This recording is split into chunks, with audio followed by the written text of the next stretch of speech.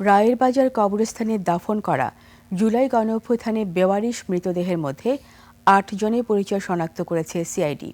বাকিদের পরিচয় শনাক্তের কাজ চলছে। দাফন করা ১১৪ জনের মরদেহের মধ্যে সবাই জুলাই শহীদদের নয় বলে জানিয়েছে সিআইডি। অনুপিয়ালের রিপোর্ট।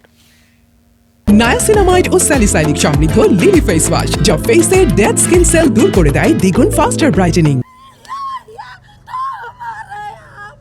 এভাবেই ছেলের কবরের সামনে আহাজারি করেন শহীদ ফয়সাল কবিরের মা হাজেরা বেগম। ছেলেকে দেখতে পান না 18 মাস ধরে। আজ ছেলেকে দেখতে না পেলেও ছেলের কবরের সন্ধান পেয়ে কান্নায় ভেঙে পড়েন তিনি।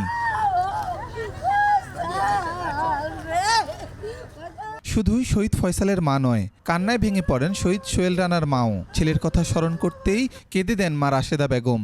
ছেড়ে যেতে চান না ছেলের কবর। জুলাই গণঅভ্যুত্থানে প্রাণ হারানো বেওয়ারিশ লাশের সন্ধানে গত মাসে নেমেছিল পুলিশের অপরাধ তদন্ত বিভাগ সিআইডি। তারা জানায় এখন পর্যন্ত 8টি লাশ শনাক্ত হয়েছে। এখানে বিভিন্ন রকম মৃতদেহ কিন্তু আছে, রোড অ্যাক্সিডেন্ট আছে এরকম, বাট এটা আঞ্জুমানে মফিদুল ইসলাম ওই সময়ে উত্তাল যে সময় আপনারা জানেন যে এখানে নিয়ে এসে কিন্তু কবর দেওয়া হয়েছে। কোন কবরে কে সাহিত্য ছিল এটা কিন্তু নির্দিষ্ট ছিল না, বাট আমরা সকলের ডিএনএ স্যাম্পলগুলোকে প্রিজার্ভ করেছি 114 জনেরই।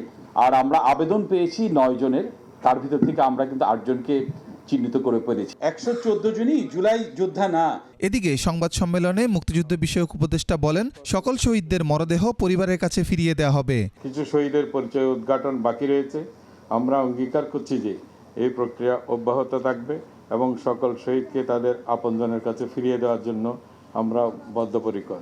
পরে আনুষ্ঠানিকভাবে শনাক্ত করা কবর শহীদ পরিবারের সদস্যদের কাছে হস্তান্তর করে সিআইডি। কবরের সন্ধান পেয়ে কান্নায় ভেঙে পড়েন পরিবারের সদস্যরা।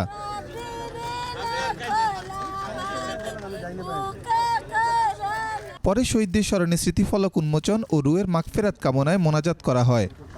অনুপ পিয়াল, 21 টেলিভিশন, ঢাকা।